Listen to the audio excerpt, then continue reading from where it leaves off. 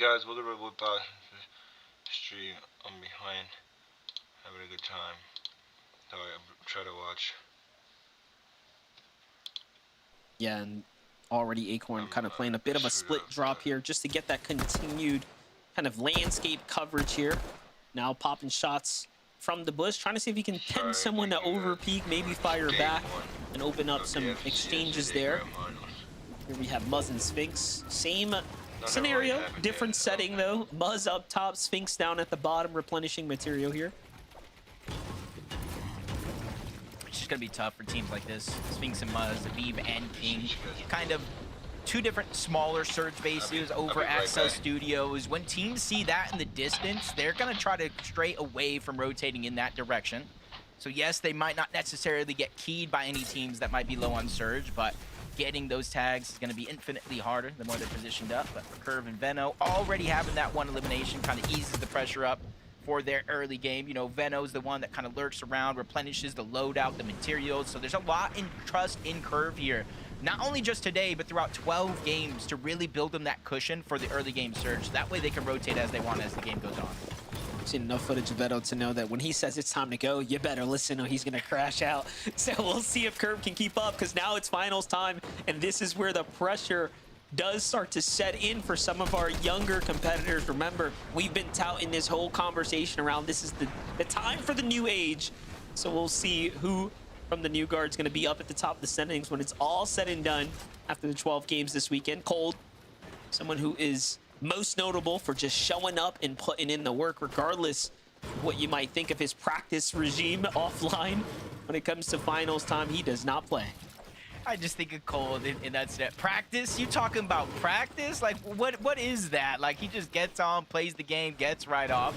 And honestly, I could just see him winning this FNCS, logging right off, and just going to have a good rest of his Sunday. He has to earn it, 12 games here. And you notice one thing in his inventory. They were able to get the Mythic Chaos Reloader shotgun. Once you get that boss, it's not even a guaranteed chance. It's like a 33% chance. So already in game one, the odds are in their favor. And a weapon like that in the hands of Cold is just screaming, get out of my way.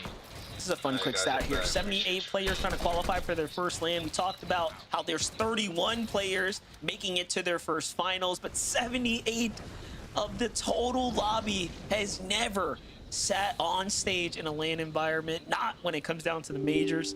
That's a very interesting take here. Just shows you how much more there is to be desired for some here, and that has to reflect in the hunger and the preparation, of course, coming in. Peter Boya, what do you think about this? Playing the Storm right now. I don't think it's not necessarily anything too different. They have the squiggly shores. There's a lot of extra heals. Yes, they're in the zone now, but they got the Mending Machine below them, uncontested drop. You gotta imagine the gold that they have in their inventory, and if things do get worse, they could jump back towards squiggly shores. There is a lot of extra heals over there, plus they do have the Rift Power. Penta, another one of the teams that necessarily didn't know where they were going to drop to start the day, going over towards the south side of the map, already getting that first elimination, and it kind of helps their Storm Surge totals overall. 500 monster and 37 damage above the threshold. And with the zone looking like it's kind of pulling towards the south side of the map, they don't really have to worry about much other than a max pull. One thing you will notice is that eliminations are, of course, rewarding more points. So when you see players like Penta here racking up these elims, they are, of course, rewarded for taking the fight and taking on the risk of taking a battle in a finals. 4 points is nothing to overlook.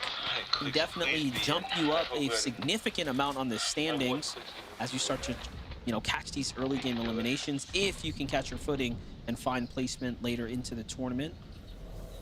Jumping into the Storm, though, here we have Highlands Wagers looking like he is teamless. I was about to say, below the damage threshold as well. So even though he is going to be barely 22 above the damage threshold, you got to imagine what other teams are going through in the same position. You can see CDZ Raven, 257 below, trying to take the attack onto Muss and the Liquid. Keep pushing them back.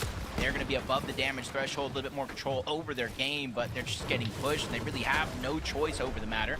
And for CDZ and Raven, they're officially on a clock here. Storm Surge hasn't activated yet, but once it does, every 7 seconds, 25 damage to either shield or HP, and it's going to hurt mid-fight. I'm locked in. Well, I can say this, they're doing the right thing. They're taking the fight early before it actually turns on. You know, we've seen a lot of players, when they make their way to finals, they hesitate a little too long in trying to fish for fights, but at least this team here started it sooner rather than later. But not finding that damage on time. You can see already the Surge starting to do exactly what it's supposed to. Meanwhile, Raven misses a very important shot. Very well literally be a game-changing shot. Oh, no. Right back in for seconds, but he needs just a little bit too much damage. Storm Surge ticks again, and instead of going down, if you guys get ticked by Storm Surge, you get actually eliminated. That puts so much more pressure onto CDZ here because he has to worry about over 200 damage, maybe getting his teammate back, and then resources on top of that while still rotating to the zone. It's not going to be in a great position here to try and out heal it. You see 79 players still left alive, so even if he survives this one, he's going to be below in the next zone as well. I need to know if And you saw there in the side-by-side, Osid finishing up Blake and Preston as well during that Surge exchange. So a lot happening here, faster than we can even watch everything unfold. For CDZ though, pressure is on. I do find it interesting that they went for leaving Raven behind the fight, and then CDZ trying to play for a position in the zone, but look at that. It's even now not going to play off here. Threatsu, of course, has found himself here in the finals. Now finds a nice elimination there, and they're above the Surge, so extra damage, giving them that little bit more cushion here. Jacob is going to make the best of this game. Yeah, and already I'm seeing another mythic Iron Pump shotgun, and already Fortnite's saying, hey, we're going to give everybody as good a chance to get the best loadout as possible. Alongo and Lulu trying to make it in from outside of the zone. One of them gets cut short. 171 above the damage threshold. Lulu's only worry is just trying to survive, but I said that maybe a little bit too soon. 16 below. Trying to say a prayer here to try to survive because they're right next to another team with a rotation to go, and you can see in the mini map that side of the zone is looking more and more stacked with each passing second. Most definitely starting to stack up here, but Lulu under the Surge just barely, only needs to find a tag. Already starting to gas out of heals though, trying to wait this one out. There it is. At least things pause here while the rotates happen, but great shot there, puts him at least in the game for now. 4 tags from behind, and the Surge just finishes the job there. We'll see who ends up getting rewarded with the points, but no, look at this. Even in Problem, we're actually under the Surge there too, so a lot happening all at once here.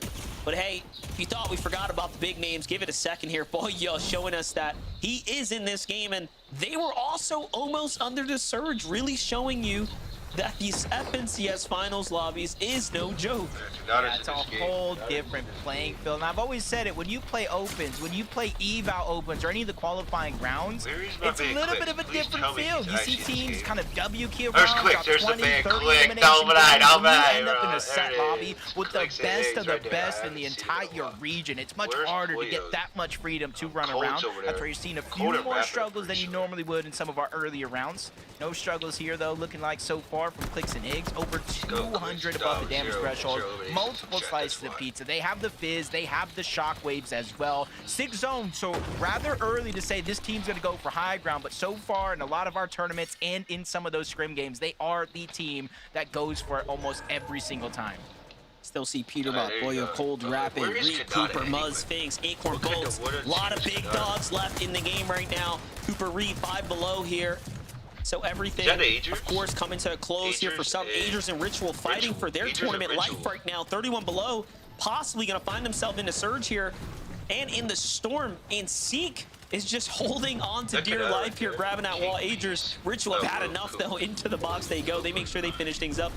On the other side, you see Cooper, Reed, of course, finding the few tags that they need to stay very much safe and alive here now. And love how this is all playing out, but the rotates have to come through. Aegis Ritual go for the big bounce, and they're in. Yeah, you just got to be careful rotating up mountains like this with those shockwaves. Yes, it's going to be the easiest chance you can to get up the map. You see players flying by, but also leave you open to getting beamed. Depending where you're at in the Storm Surge leaderboard, might not necessarily be a good thing in the feed.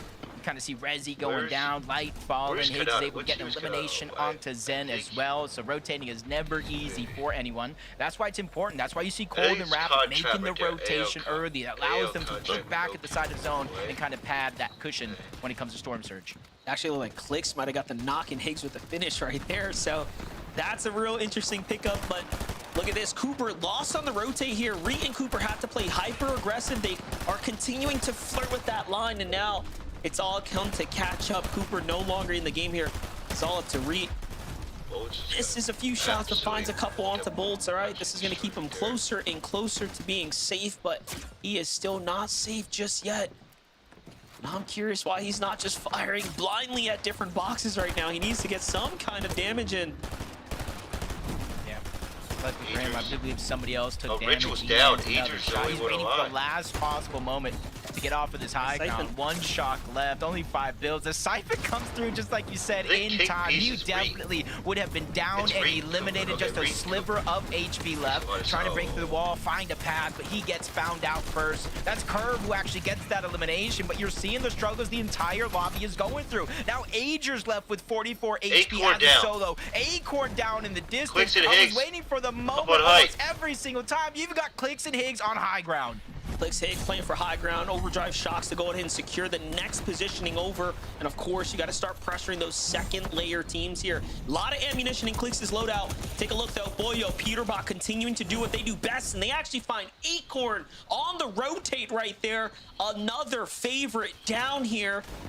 But of course, it is not over yet. I still see Bolt standing. I see Rapid there in the distance too. Let's see what Bolt can do by himself. Of course, playing for a machine there, trying to get some extra heals to buy himself some time. And this, Jacob, is where all the big positioning points, of course, start to add up. So I don't hate that play at all.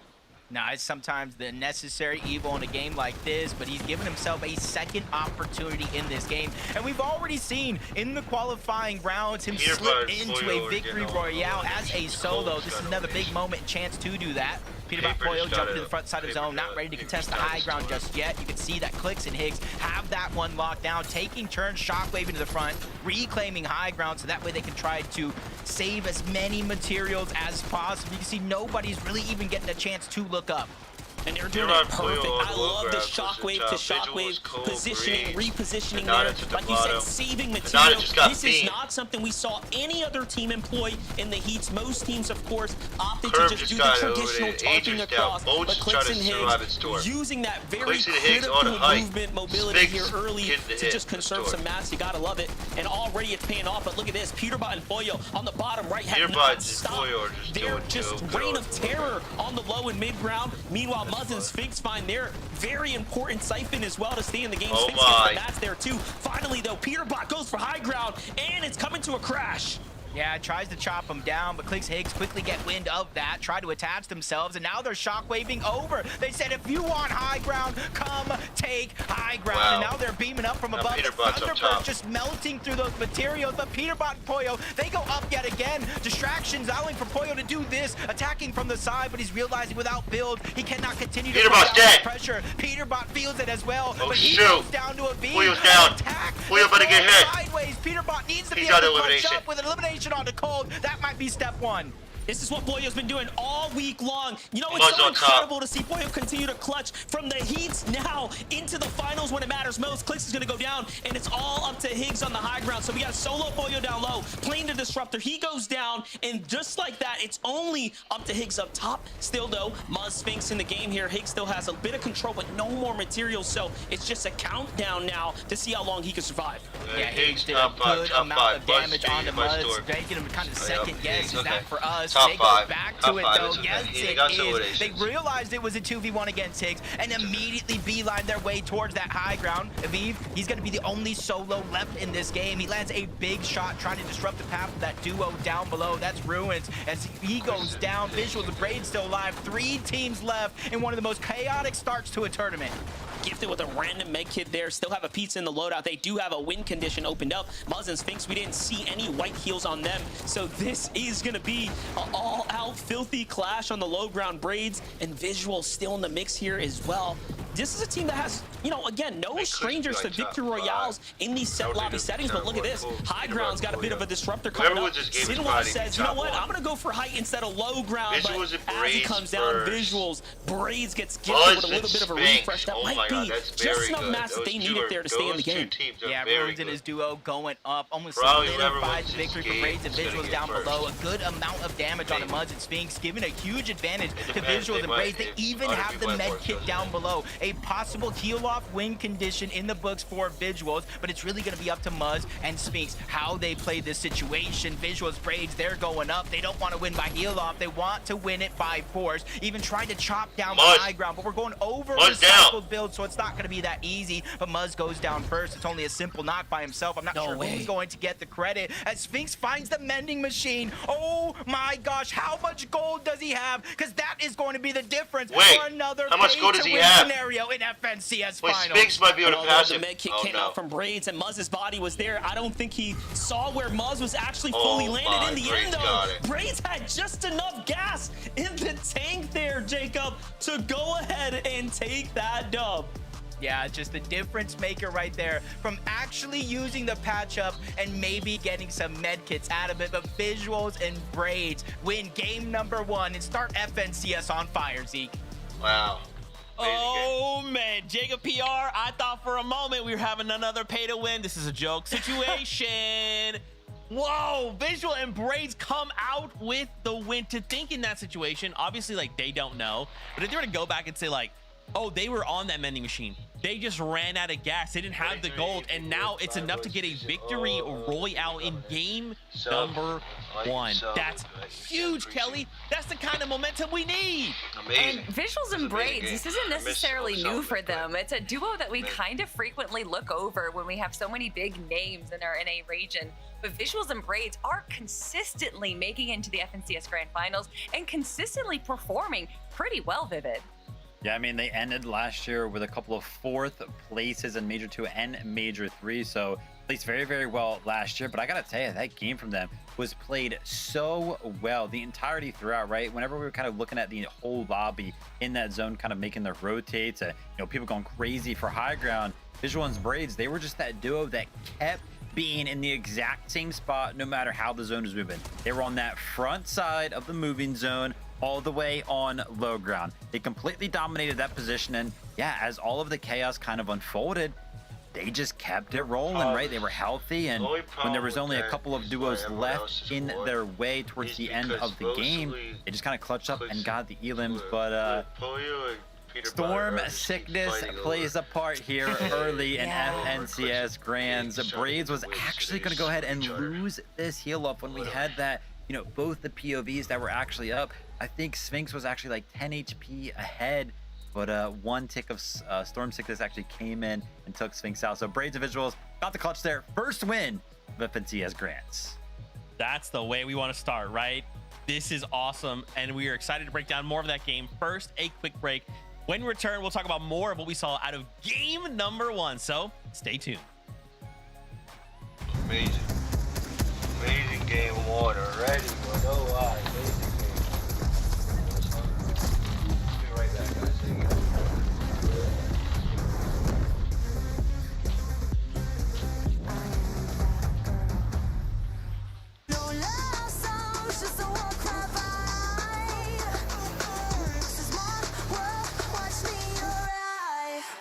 Watch me arrive.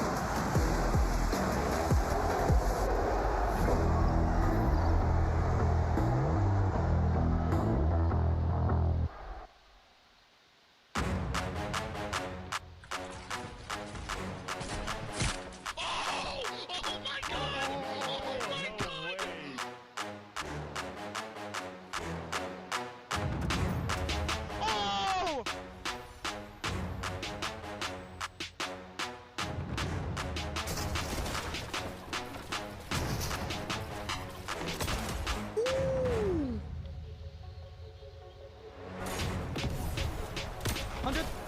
I got here. I'm popping in that bit. Wait, short.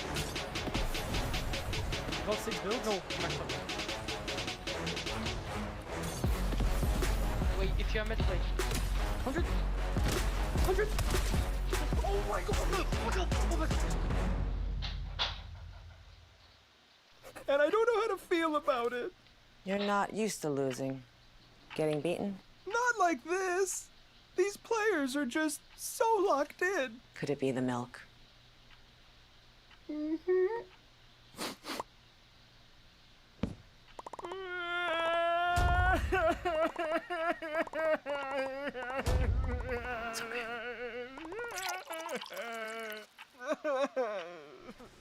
Stay there.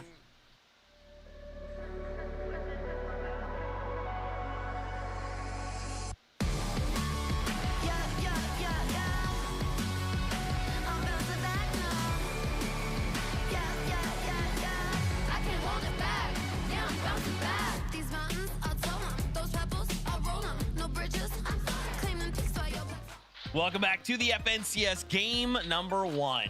I can't believe it, finals. Here we are, in case you missed it. Visual and Braids pick up a victory royale against Muzz and Spinx.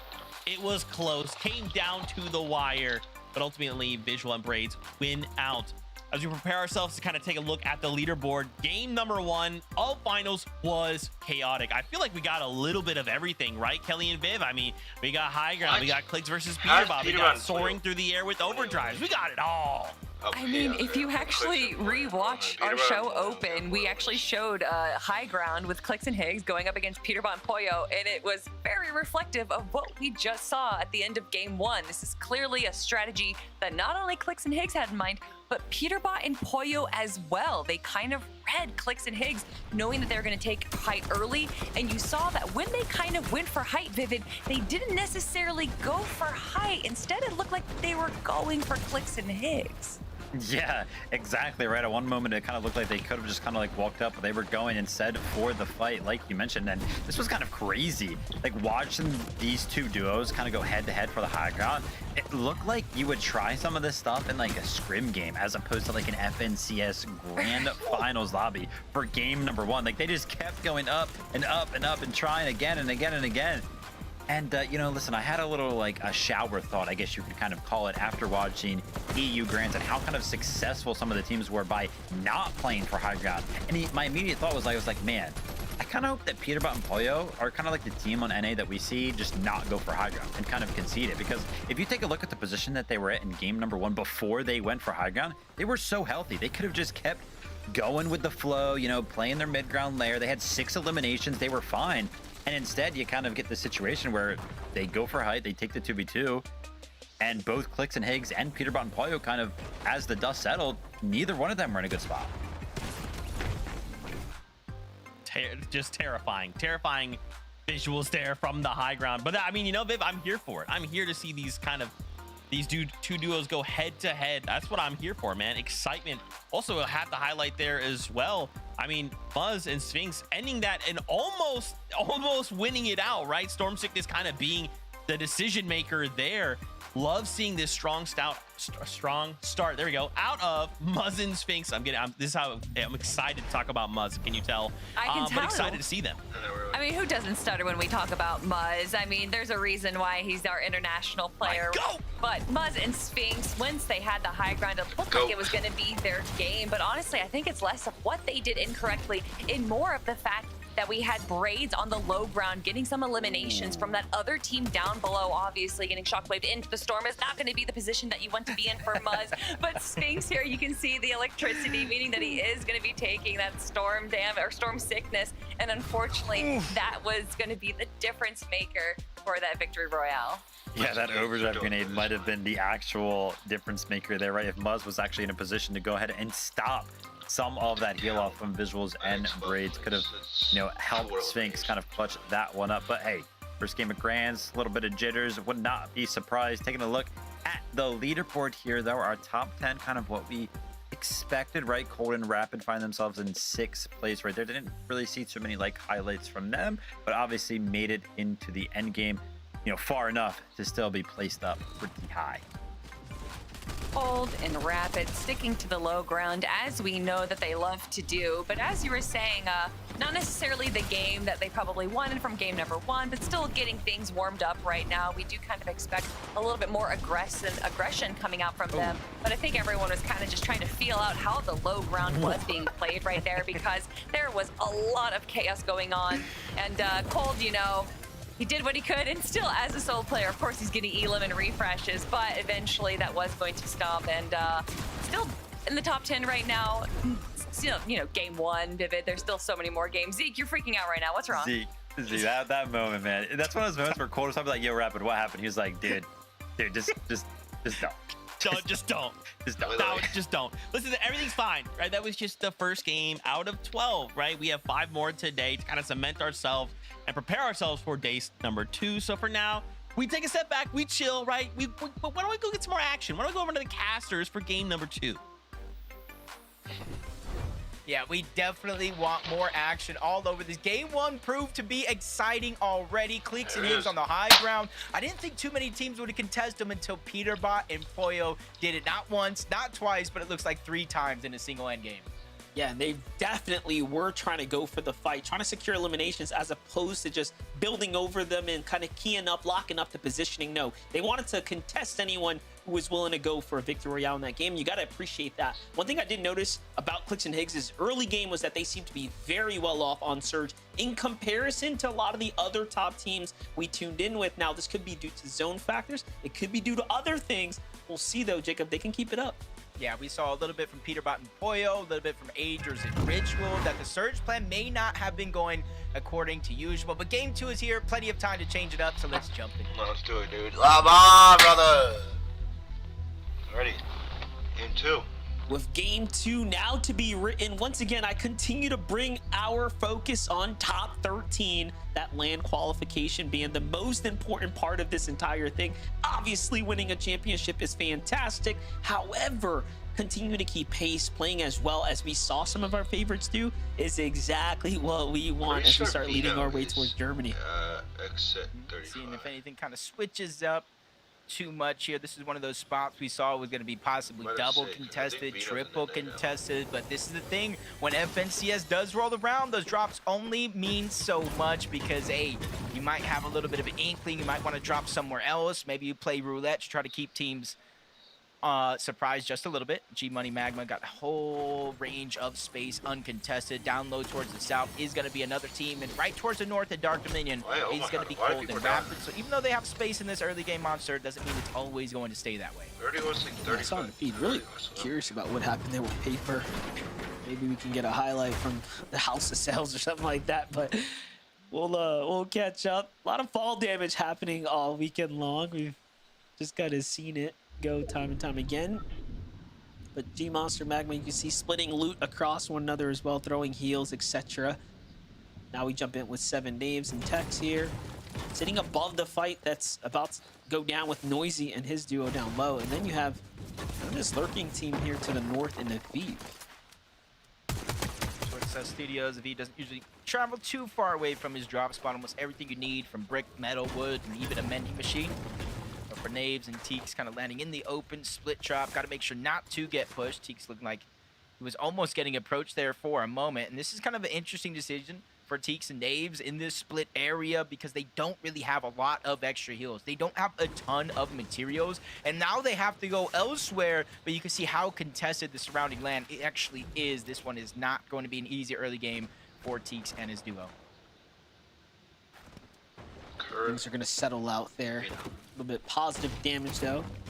That's all you can really hope for. Meanwhile, back to Irvin Veno. As we know, they take the north side of the boulevard. Then you have the Sanctuary having a full-on fight. As we jump in, it ends. Void and Zifta there finish this one up pretty quickly. They have attracted a couple other duos here to the sounds of the battle, but not near close enough to go ahead and jump in and add any influence. So nice little 8-point swing here for Voids and Zifta.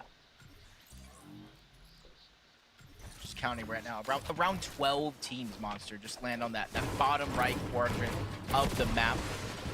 Basically from the east side of Battlewood to around the north side of the new sanctuary, and that's over 10% of the actual lobby, maybe even close to 20. So you can see how stacked that edge of the zone actually is, what makes it hard to rotate into the north like you actually see it kind of shifting the zone, forcing everybody towards the top side of the map. Chance and Tyler, they went ahead and left their contested drop early on, maybe getting some loot just to get what they're missing in their loadout. It's kind of a necessary evil when you're going ahead and triple contesting the south side of Battlewood Boulevard. Back on over Peter Pot. Boyo here. Scribbly Shores all to themselves. Not a soul in sight either. Just look at that map. No one looking to come close to their territory right now. Last game though, Boyo continuing to just keep that tension on the rest of the lobby. We've seen him, for whatever reason or another, really shine in the heats, and now shining to start things off here for the game one, the grand finals. But one thing's for certain, Peterbot, Boyo, you start to take away a big lead on them, they're gonna make sure they influence the lobby to try to fight back as they want to play for that championship. Yeah, one of the few teams I feel like that can single-handedly close the gap with the eliminations. We'll probably wait until their back is up against the wall. Those there in Ishu, a familiar fight here. North side of the map with the changes from Treetop Terrace going out and this spot kind of replacing it. Most of the loot is a little bit more focused towards the north side, which kind of causes a little bit more contested fights rather than splitting it. So for those there in Ishu, they've been landing here almost all season long, even throughout the changes. It'd be crazy to think they would leave anytime soon, especially with finals here. So Raven, CDZ, they're having a pretty good run from the play-ins to the heats till here. They just need to keep that momentum on their side against a team like those there in Ishu, who have also been playing pretty consistent in Division Cups and so on. Those there Ishu are experienced as well, so Raven and CDZ just have to take note, learn from their previous games, but with this Venom Curve lurking on Electro and Oak. Electro and Oak seem to feel like something is up though. They're fully based down. They might have heard or caught some visual cues here, hence the waiting. Venom Curve won't be able to stay here much longer. They will have to start healing here soon. In the feed, I do think CDZ found elimination, so we'll have to catch that update here in a second. What do you think's happening here? Oh, this takes a lot of patience from Benno and Curve. They're camping the mending machine right there. They're hoping that they kind of lost Electro and Ult. Yep, just like this. They peek through. They try to access the mending machine. First shot's going to be fired, which is an important amount of damage. You said it yourself. Curve and Benno have not healed just yet. Full shield, but it's the HP that is drastic here. Curve using the splashes by himself. Not sure what Benno has on the other side, but they're keeping pressure onto Ult, not letting him try and heal up. And even though Benno just took a second there to heal up, it's that second of difference that allowed for Curve to get pushed off of his current position, take some damage, and almost reset the fight.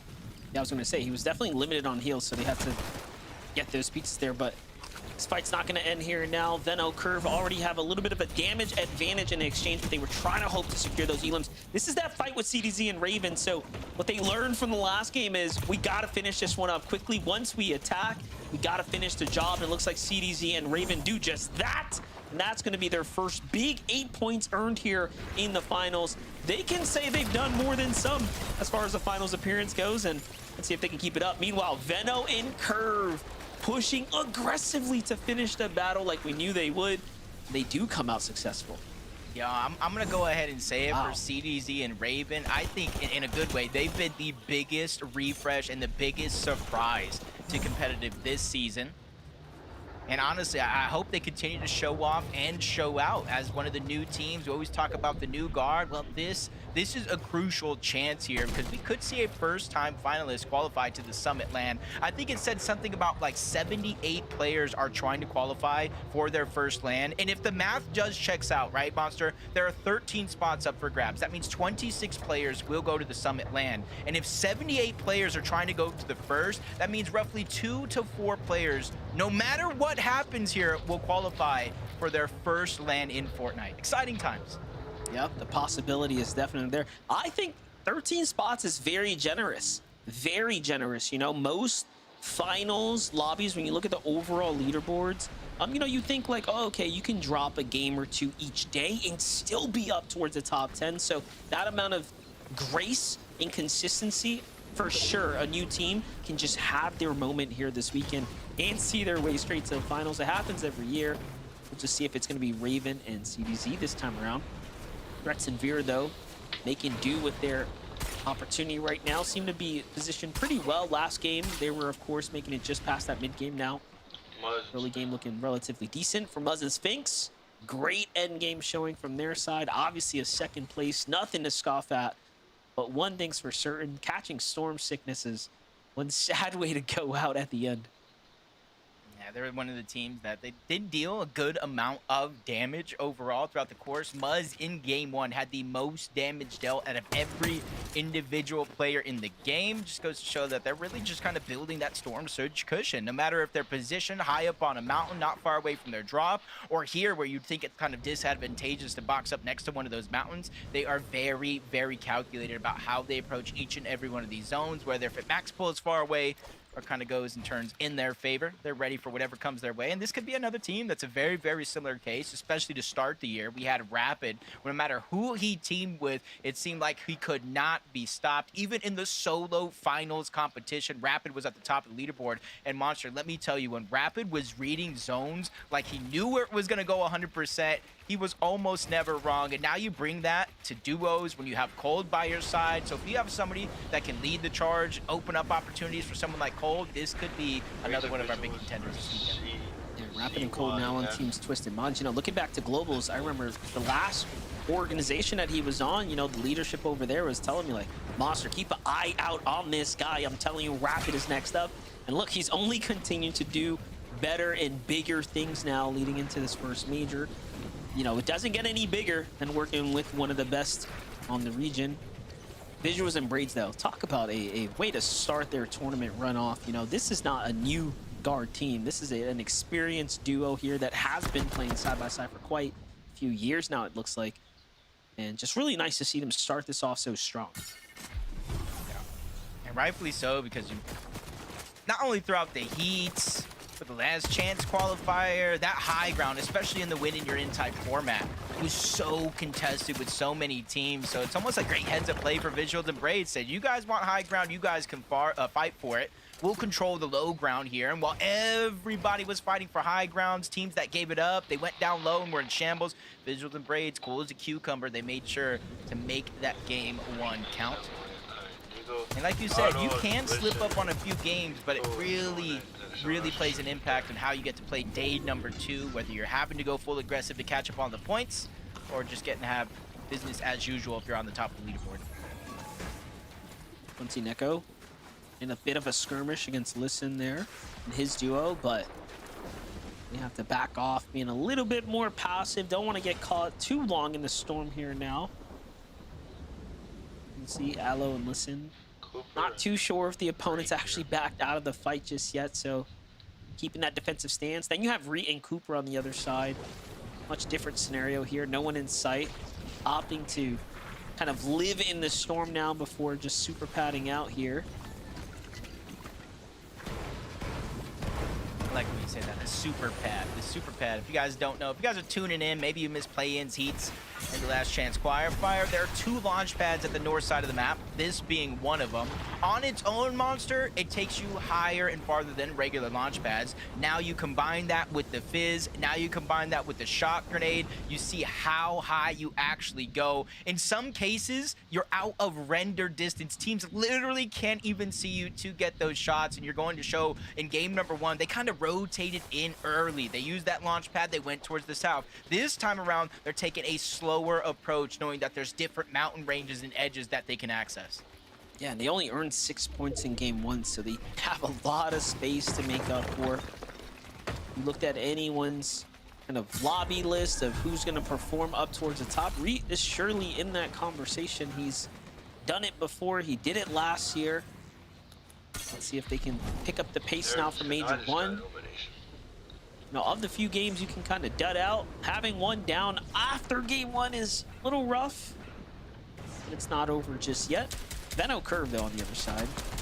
Already 2 elims. Still, once again, going from machine to machine now, just trying to stick to that same strategy. I mean, this is true and trusty, right? Look, you have G Monster Magma here. He's about to start medkitting.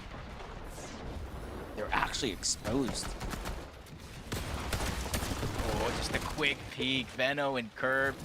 This time around, you saw they kind of made a play similar to this in that last game. They made sure to heal up first, but now they have quick access to the vending machine. The patchups are in with Magma down. G-Money looks like he's going for a revive, but he might end up in that same situation. But luckily, Curb goes up and over, forces him down into the hand of Veno, where they're able to clean up that elimination. They fell asleep for just a second too long, and Curb and Veno strike, get the elimination, and build that cushion for Storm Surge, almost 700 above that threshold.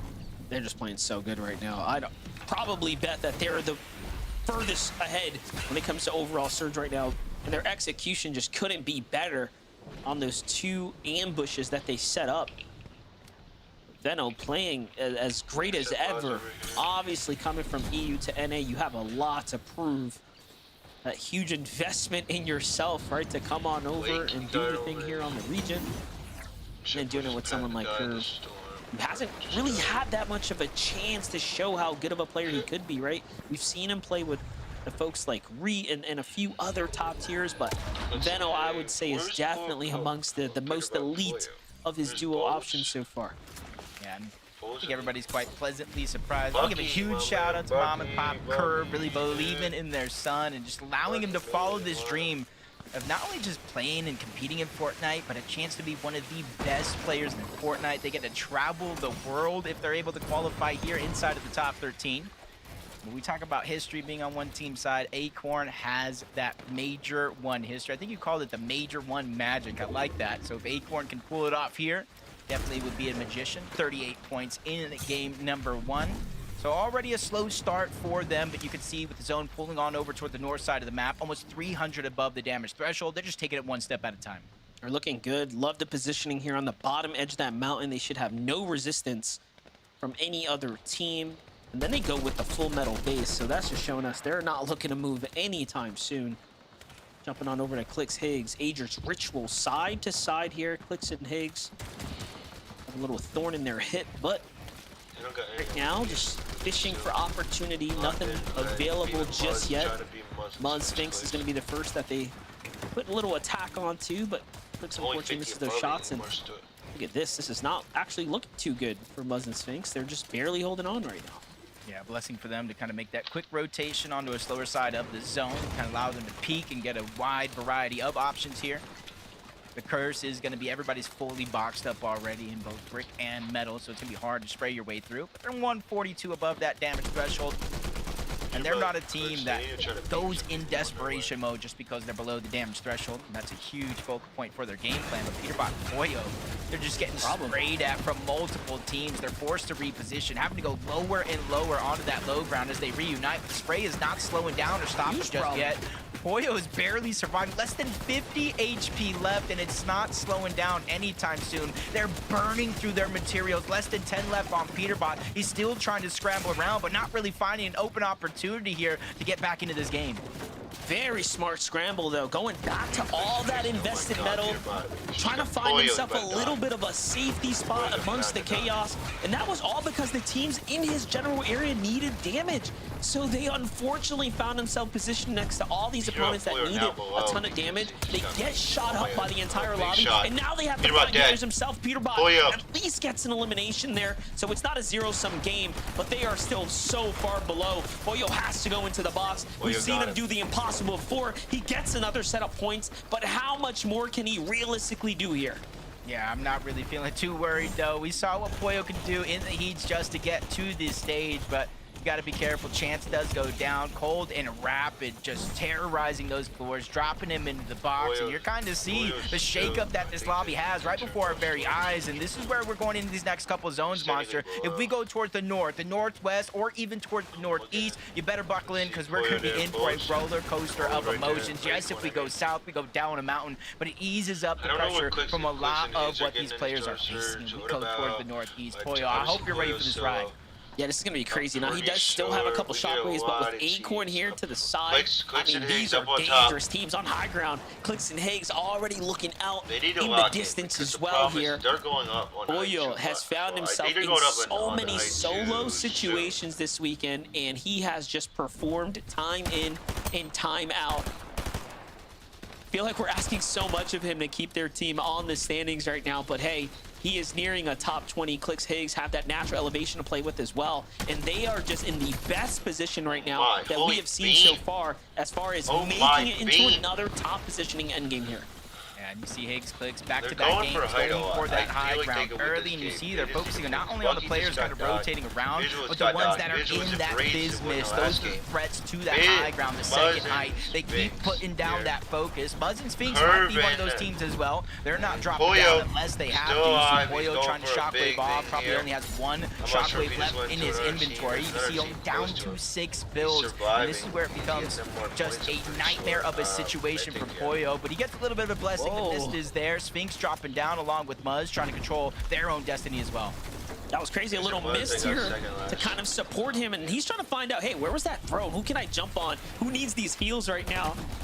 Unfortunately, he doesn't quite find the opportunity there, but just 4 builds, 1 shockwave. So this shock has to be played almost offensively now. Can he get into a situation for a refresher here? Of course, he can't find a player there, but doesn't quite find a follow-up. This player's jumping all around. There goes a missed tag. He's got nothing there, and into the hands of another duo. Right on someone else. Oh my God, Pollo's so down. no refresh for him. Barely Down getting he falls in the top 18. Getting back to the Muzz and wide view. Sphinx still up because they're the number 1. They're probably number 1 right sizing now. up the second layer. Cold and rapid. Front side of the low ground, just playing for an ultimate end. Yeah, and for Acorn and Bolts, they wait till the last second. They think you're out of builds, but Muzz gets in the box, ends up with 1 elimination, but Wager sends them right back to the lobby. And this goes to show second place there in the first game, kind of going down relatively early here. Cold, along with Rapid, they're controlling one side. You see Veno and Curve controlling the other, but this is where it continues to become a nightmare. We're going down into the divot off the side of that mountain. For Clix and Higgs, they have the biggest advantage, control over the high ground, but Osid, Scare, they're there. Agers and Ritual, they're there as well. The problem with this is you have to use material in order to, maintain your positioning right now. This is the type of endgame you cannot practice for. Agers, Ritual, also starting to fizzle out now. You can see as they're starting to lower themselves gently down the layers here, looking for opportunity into a box. They're trying to send themselves, but no, the defense was good from the opponents there. Higgs, meanwhile, on the other side, loses a lot of shield here, forced to miss up, and Clix as well. Very desperate situation for Height now. Acorn and Bolts finally attack, and it's theirs to secure. Wow, Clix and Higgs read the curve, and Veno play from a mile away. They get the elims, they get the knocks, but in comes Acorn and Bolts while they're distracted. Clix and Higgs said, nah, you're not going to get it for free. Clix is literally putting it all on the line. He said this is his FNCS to win if he's going to get it, and he takes down Bolts. Took down Bolts, Acorn in shambles. I don't even know if they have enough builds. I think Clix has got some builds. They're beating the Acorn down there. Clix is still focused on the Acorn. That was disgusting. Clix goes up, Higgs breaks the foundation, and then they actually take that team down, and now it's their high ground all over again as it bounces back over their original investment here. Now they haven't picked up a refresher, but they surely have control trying to get of the skies right now. Agers and Rituals haven't quite had a time to do anything with the high ground, but they are running things on the low ground. 8 eliminations for them now, but look at the POV here from Clix and Higgs. It is looking like a breeze fest here to the end game. If they can just put these lobbies out and use the terrain to their advantage. Yeah, this is definitely theirs. They're going up the side of the mountain. Another knock on the Ritual. Cooper falls. Ager's alive, and Talking making a mad dash, trying to get inside of the zone, but he falls all the same. Let's go! Clix and Higgs with the win in the chat. Caught fire in game 2 to take it all. It almost feels like back-to-back performances for them right now. You saw the game 1. They are showing us how it is they want to play the grand finals this weekend. What I'm telling you, Clix and Higgs. Nothing. Game 2, though, Zeke, is the wraps. This is what I was waiting for in finals. The fight for Height, Clix and Higgs. Kelly, I can't believe it. In 8th zone, they were at it again. They're like, hey, remember our plan from game 1? We're doing that again, but this time, no one will take Height from us. And now we get a game 2 victory royale? If you have been watching any of the scrims since you would probably be a little less surprised to see Clix and Higgs acting this way. This is something that they have prepared for, that they have studied, and you can see through the evolution of literally just over the last 2 weeks, the little adjustments that they're making in controlling Height. And this was honestly a masterclass of those changes that we've seen. where they had height potentially stolen away from them twice, 3 times in that game, and their ability to just drop down 1 or 2 layers to make sure that they're not necessarily sacrificing height and have that opportunity to go back and reclaim it again. But honestly, even going back before people are trying to steal height, even the way that they're just claiming it from the start of Zone 8, where they'll build a tower and they don't actually tarp. If you notice, they'll wait till Zone kind of pulls all the way to the edge, and then they'll launch themselves forward to build a tower to take height, saving up all those materials that they're going to need for the very end game. Almost nothing about that game makes sense. Like, it genuinely doesn't. Like, we're watching them, right? They're building up height from 8 zone. It's like, okay, you need a lot of materials to survive from 8 zone high ground all the way into the end of the game. They ended the game with 4 eliminations. I honestly thought you would need more refreshes. But then if you also take a look at the natural terrain that we were building over and had to kind of, traverse, it was mountainous, right? A lot of like dips and elevation. So you kind of have to account for that. It usually takes a little bit more builds to build over something like that. So not only did Clix and Higgs fend off like 7 different teams amongst like an incredible amount of chaos of people just flying above them, and somehow, when the dust settled, they were the ones that ended up on the higher ground, but they also made it work from 8th zone with only 4 eliminations. You got to imagine, like, how do they do that? First 2 games, Clix and Higgs, they fended off the fight for height. They look good. Man, and I just don't even know, Bib, how they're just in the air for so long. Right? It's like, dude, they're even getting hit, and it's like, it's just not enough, right? It's just not enough. They land on builds. They're like, everything's fine. We're back to full HP. Don't even worry about it. Clix and Higgs looking so good. That was game number 2. We're going to a short break. When we come back, we'll take a look at the lobby list and start preparing for the chaos. Chat, brother. Let's go. Clix and Higgs. What the W? Whoa. Be right back, guys. 5 W's in the chat.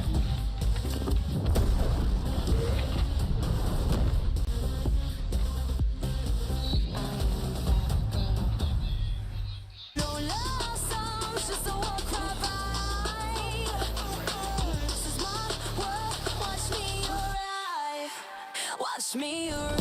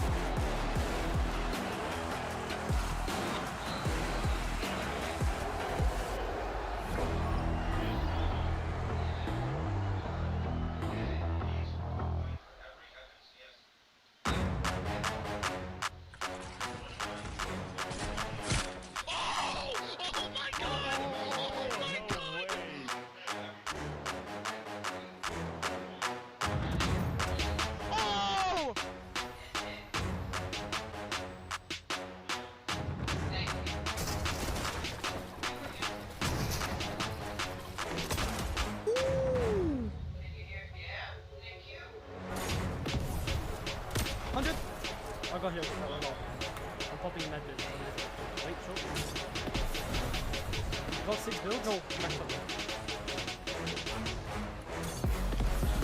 Wait, if you're mid, wait. 100? 100? Oh my god, look! Oh my god! Oh my god! And I don't know how to feel about it. You're not used to losing.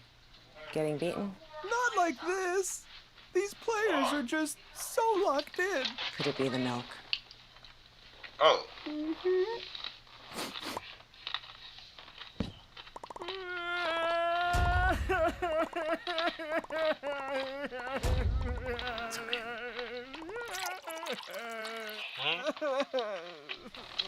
Stay there. I'll be right back.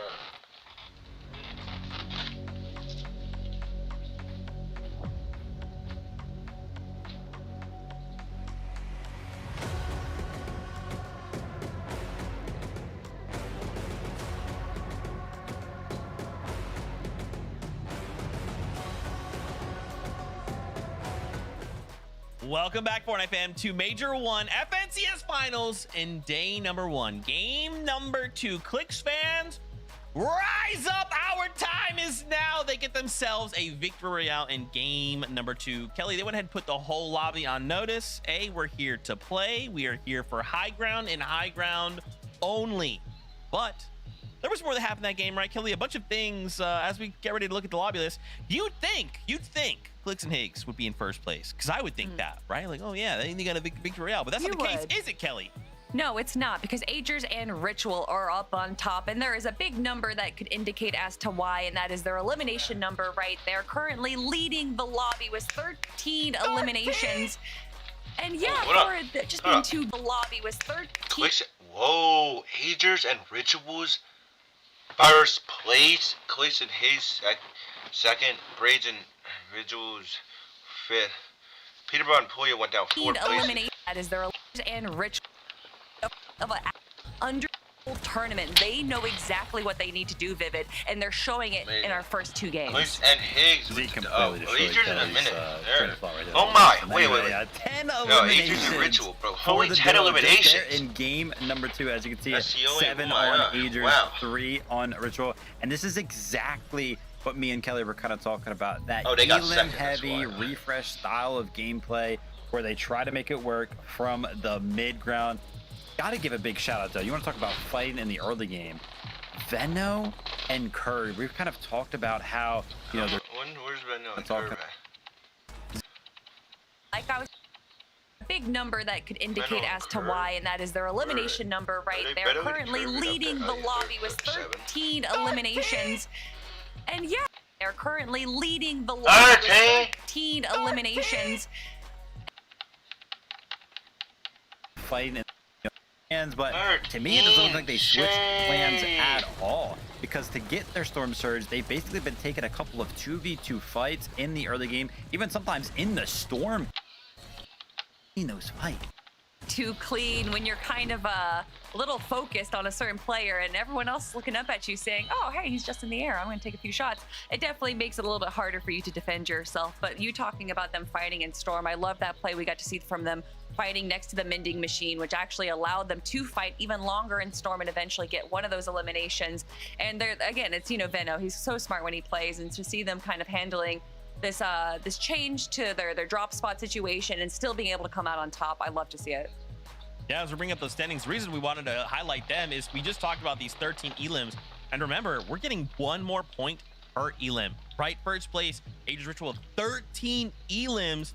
But as we look at Curve and Venno, they already have 12, right? So we're just missing a handful of like consistency points, and then suddenly we're starting to run up that leaderboard. Cold and Rapid though, again, I feel like, Kelly, we have so much star power, right? We can look at any duo and just be like, yo, they're going crazy, and we probably would be right. But now we're kind of starting to pick up, right? We kind of talked about in that first game, maybe a little slower, a little like subdued. And even now it's a very similar place, right? 7th place, 4th, 8th place, 5 elims. I'm kind of waiting, you know, Kelly, I'm kind of waiting for that ice cold game out of Cold. I think how they play in tournaments is similar to kind of how they play in the end game. They kind of like to play in the mid ground. They love to play for refreshes. And if they need to go for kind of a heavy elim, they'll lock in and they'll go on the low ground. And then that's where we really see them tear. But for me, Cold and Rapid, it's less about how consistent they are and more about these insane pop-off games, Vivid, that we know that both of them individually and as a duo can pull out. Yeah, so it'd be scary stuff for the leaderboard when we do see one of those games. Got to give a big shout out to Acorn and Bolts. I feel like that game is rough because we saw a little bit of life of them in that game where they actually attempted to go for high ground right there. So it'll be interesting to see over the course of the next 10 games if they're going to kind of continue with that plan. Although I do want to kind of talk about how this whole like lobby and how the kind of lobby plays out. Clicks and Higgs, I feel like they fended off Peterbot in game number 1. I feel like they fended off a lot of teams there in game number 2. You got to imagine at some point, Zeke, these teams are kind of going to get tired of going up for it if Clicks and Higgs are just going to keep beating them at that fight. And eventually it might end up where Clicks and Higgs just have high ground for free. Kind of something to think about. Yeah, man. Like you're pointing out the amount of players that have gone up to fight for it. Like, I think in any other circumstance we've seen that, it's like that team usually just like, okay, hey, my bad, like you guys can have it. But Clicks and Higgs, they are holding on, Kelly. It's looking nice. It's looking good, Zeke. But you know what else is looking good? Game 3. That's right, Fortnite fam. It's game time. Buckle up. Game number 3 starts now. Let's go. Thank you. And yeah, just like that, we're approaching game 3 already. Finals days tend to go pretty quickly, but one thing's for certain, Jacob, it's too early to call anything just yet. Yeah, I'm already kind of getting my wish. I said I just want game 12 to matter when it's all said and done. Already a 1-point difference, proving that history lesson we gave might come true. And this is going to be an exciting time to kind of see it. Will Clix and Higgs continue to play for the high ground? Agers and Ritual, will they wake up? Or Peterbot and Pollo? Teams right now are poking the bear. We know what type of team they could turn into day 2. Yeah, one thing's underrated is those elimination points are starting to rack up. You're earning more for your value here when you get eliminations. So seeing someone like Agers and Rituals up at the top just because they managed to pop off in that last game, they definitely are being rewarded there on the standings. But one thing's for certain, Peterbot and Pollo don't usually get lobbied like that. So we'll see what they're going to change up here for game number 3. Let's go. Go, guys. A lot of consistency coming out of Clix and Higgs so far throughout 2 games. Agers and Ritual as well, their first place on the leaderboard. Already locking down a 2nd and a 13th with 13 total eliminations. You gotta like what Curve and Veno are doing as well. Just kind of keeping it close, and that's going to be the interesting thing of how the day ends today. Really has control of how you get to play tomorrow. You know, one thing about Fortnite is there is a little bit of luck involved. You know, when you went back and saw the highlights, I actually can't believe Higgs survived the way he did. That should have been Veno and Curve's game right there. I'm just going to say that for the record, as Paper and Rezi are getting active right now at their drop here, Jacob. Not to distract us too much, but yeah, that highlight really showed us how lucky Clix and Higgs were there. Yeah. Back to the spike, though, you know, Paper, that was almost a must-win as Tyler and Chance taking down Electro and Ulk early on the south side of Battlewood Boulevard. Actually, elimination probably spitting. It does look like Toronto somewhere else on the map kind of stole that one away. So they're only going to get the 1 elimination, 4 points, but they are going to get most of that loot out of the elimination. That's Toronto and Slips. Further down south outside of Battlewood, kind of split the drop down there towards the bottom. Just kind of take those little opportunities while you can. That's kind of the name of the game. Nice little Elam for them, given that they're playing the coastal line. Back on over to the Paint the Palms here. Blanks and Mako, again, managed to find a nice little victory there coming out of their heats category. Team to their north, though, again, you're going to find a lot of duos trying to hold down the vending machines at the POIs. They're basically death traps. You got to be super careful when approaching those areas. Raven CDZ coming off a hot little victory of an early game battle for themselves, but wasn't able to convert anything else after that game too. Almost feels like for them, they've been almost 3 different drops throughout the 3 games that we've seen so far. Top side of the map, we saw them take on Dozier Ishu, go against Chris and Drew, and now against Threats and Beer. Just trying to find their spot on a map like this is not going to be the easiest thing, especially a team like Threats and Beer who just want to rid everyone out of their POI. It's a legendary POI, so you can see exactly why they're fighting. More loot, more gold, more opportunity if they're able to get it to themselves. Beer can go through at least 1 box of pizza. While Threats heals, Beer is kind of put the pressure down, so that way they can't easily turn and burn to try to take down Threats in 2v1. See what Raven and CDZs can take away from this finals as a whole. Because they're starting to notice, I think, that you can't just be too flexible on the lobby. You will encounter incredibly talented players everywhere you go.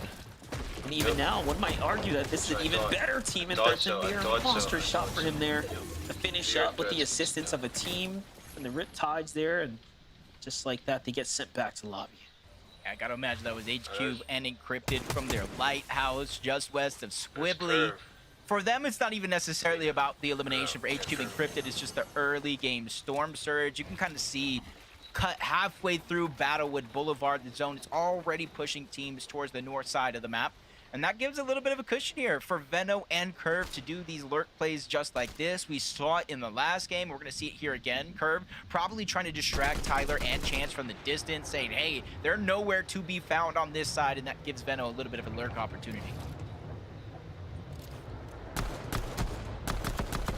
always keep eyes on what Veno's up to. He's one of the most decorated players, one who tends to come in with an extreme amount of preparation. It's always something to learn. Always something up these elite pros' sleeves, of course. For Clix and Higgs, things are just business as usual here at the Wonky Land. You got Higgs on watch up top. Meanwhile, back to Veno. Just when you think it's safe, you never know. This is a long investment in time right now from Veno. Up above, you got Curve lurking around, so they got basically all the important exits locked down. Veno watching the whole other side of that building, probably getting the audio visuals as well. A lot of information for him to keep to himself. And just the patience here is going to be the biggest thing. Does he try to go in and make a play by himself, especially with how far Curve actually is? You could use a shockwave to cut the distance, but anything can happen in a quick couple of seconds. For Tyler Chance, great heads-up play for them. They probably realize what Veno and Curve do, how they play and lurk around the entire POI, whether they're contested or not. So better safe than sorry. Yeah, and of course, they're just trying to get that critical medal, right? So Veno recognizes this. He knows an opportunity is just moments away. Boyo, Peterbot on the other side. Just trying to get their medal in order as well. Preparing for the mid-game. Peterbot eyeing up a team in the distance. Gonna be Muzz and Sphinx right now. Will tags come out. Those are tags that Peterbot will just not miss.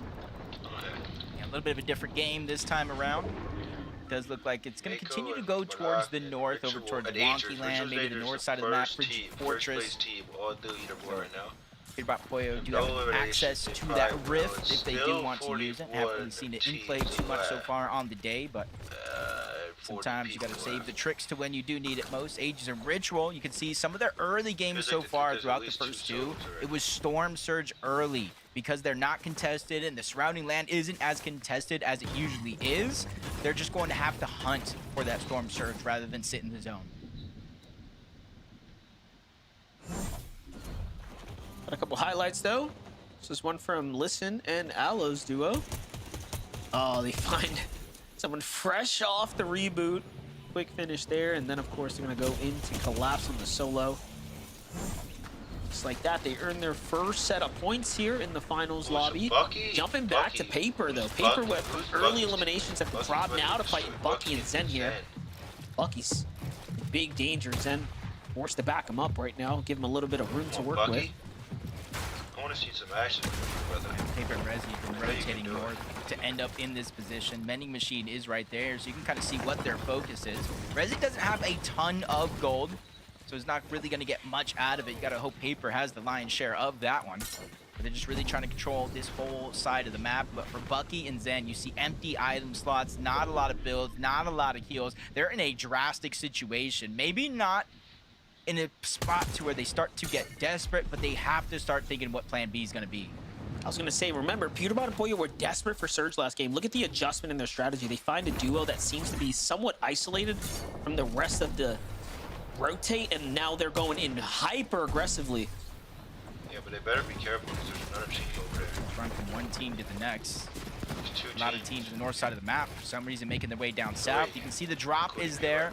Almost a little bit more of a reward outside of the elimination. But Poyo lands the first big shot to try to break things up. Peterbot is going ahead and putting pressure, cleaning up that elimination, easing up that Storm Surge pressure here. You called it out. Last game wasn't the best game for them in terms of Storm Surge. In fact, it was almost the reason why they went down early, got lobby focused. Now with that elimination there, they're going to be able to claim that drop to themselves and maybe even move back to their POI. Yeah, and the speed of which they can finish a fight is definitely the difference maker from them to a more average pro team. Jumping in with Cold and Rapid here. We got a little update with the situation. Talk about that Mythic shotgun in hand. It's definitely power loadout here. And, ooh, Cold with a quick two-piece right there. That's a plus 50 for them. And The big teams that are on the leaderboard. Who's counting up on the surge for them? 110 points so far throughout 2 games. Golden Rapids Blake in impressed 4th it. place, I'm but just looking like at the Blake, I'm first looking at and second Bucky. I place want point Bucky and differential, Blake you to got do good. Visuals They and can Braves try to right do underneath good. at 109.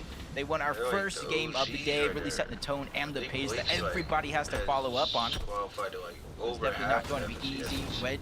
Wagers Not and as in this game, which is Slepsy rotating on qualified to over every towards the FNCS side. grand They finals used to ever, land here, but which didn't is want to end up insane, if you in a think about it. disadvantaged fight, so they went ahead and went elsewhere as Flex goes down, leaving Light by himself. Plenty Just of heals in White the Chug versus Jug Nut right and now. the splashes to get up 200 effective shield White and versus HP. Nut. Nut has the same comfortability with the Slapperoni Pizza on the other side, White but it's a 1v1 totally with the healed zone up. pulling further He's going and for further Nut away. right Even now, if they watch win it. this fight, they gotta find the time to get the reboot. Finding reboot's always difficult as well. It just attracts so much attention to you. And look at this. Talk about attention being drawn. There's a team moving in hot from the west side already now. Up, I think. Light and Peterborough Flex are got on a killed, timer. I mean, other teammate obviously we know of the Light's guy by that himself. did He's that got to wrap this one up, or Nut's got to fight back. But if they can't, it'll be the end for both of them. It's actually Penta and Power who are lurking up and in now. Big advantage though for Light. In terms of the solo players, he does have a lot of the HP heals, but Power and Penta crouching, hiding, my but they gosh. get a big Elim onto Light. A worthwhile Elim. Look at Power's inventory before and after. Now they're getting a bunch of materials, a bunch of extra heals, the splashes and the Chug Jug. Even though they don't necessarily stacked out in terms of shockwaves, they came for what they wanted and they got it. And now they're just continuing on with the rest of their game. Hopefully they can find a safe spot in zone, so this is actually worth it. I'm just laughing. I'm thinking, like, put myself in Nut's position where he's like, oh my gosh. And he just stops moving. He's got his pizza out. He's like, bruh, please. And then they leave. So he gets really lucky. He bailed out the desperate spot there. And you know he's got the reboot card, so they will get to continue their tournament life here.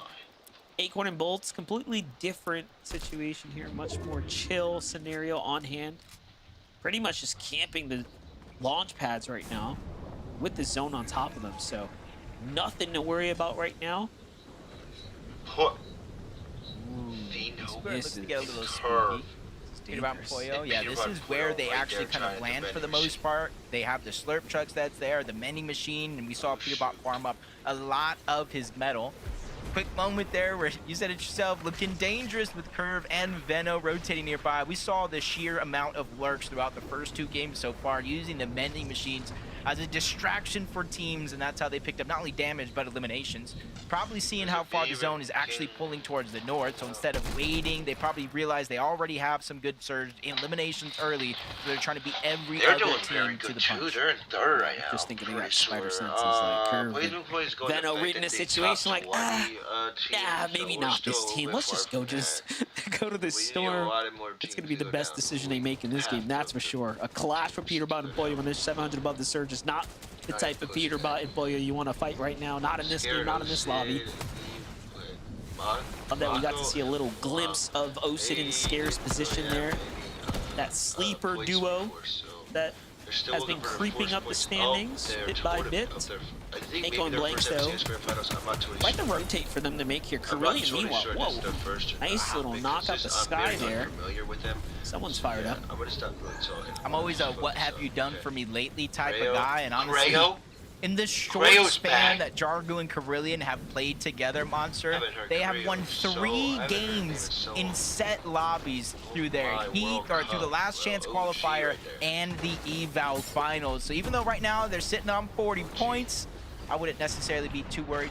This team can pull I out haven't know. some Oh, insane it's- moments I haven't and know if victories. it's Just so unfortunate. urgent. They are I contested haven't know. the far eastern Has side of the map qualified going against the Sniper last, Duke like, and 2 or Avenger. 3 So not every FNCS, game at is going to least be 2. guaranteed. I remember. Just goes to show Pollo taking and advantage of Peterborough, those little we got opportunities Chance while you and can. we got Curve Peterborough and Pollo, and they did Vito. clean up a few eliminations here. We saw one early, Pollo one trying to from get the back. lead, and you can see they're Totally rotating beat. away from Tyler Absolutely and Chance. destroyed right there. Already up towards the zone, Whoa, but they're back going to with where his- they back think with it his is going to Peterborough. open up and give them a little bit more cushion in terms of Get it spacing. done. Nice little find right there to get the chug barrels.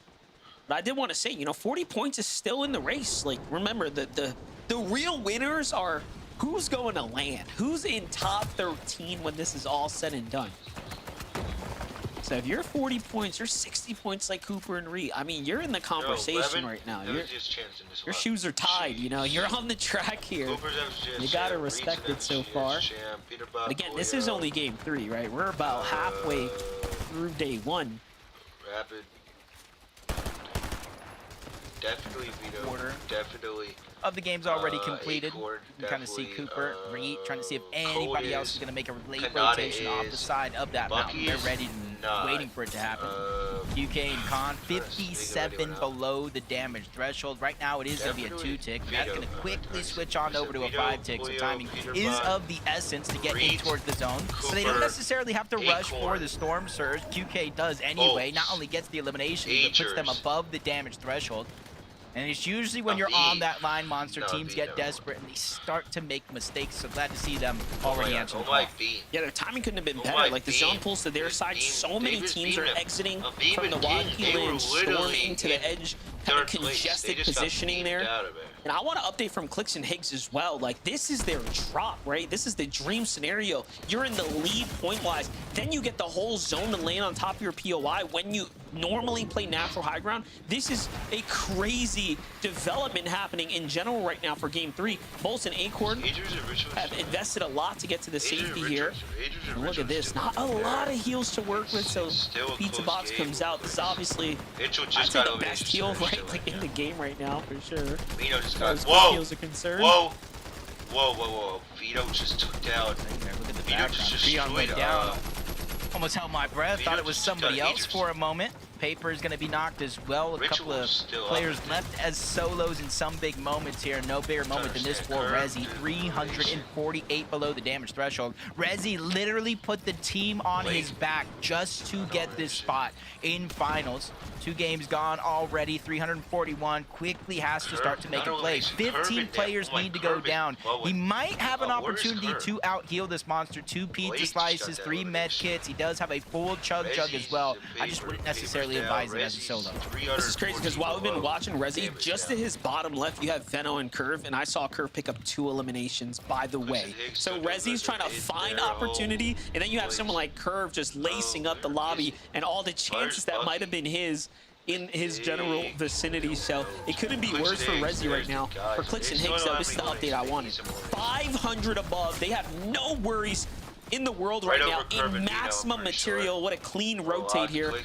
They're not quite safe just yet, but plenty of time to work with. No pressure right now for our position leaders for the most part. This is where we could start to see an interesting end game. You see all the trees, Monster? You see every single one of those trees, all the thick ones. They have a huge amount of HP, and you can connect to them as well in this end game. And more of them as we go towards the south are going to be in play. So we're going to have teams that not only can contest the high ground, can hold on to it for longer than usual. Cold and Rapid try to make their way in, moving forward, almost run into Peterbot and Koyo as they're almost 1,000 damage above the threshold. Monster, this is one thing that you wanted to pay close attention to, and right now, from one game to the next, this is night and day here for Peterbot and Koyo. Yeah, definitely. They're playing aggressive right now. It's almost as if they say, or are feeling like they need to earn a bunch of points if they want to stay competitive for first place. And they're playing like someone owes them something right now, big time. Meanwhile, Curve, though, as exceptional as he has been, he has lost Veno on the rotate here, so he's now left by himself. Meanwhile, you look to high ground, and look who it is. My, it's not a bird.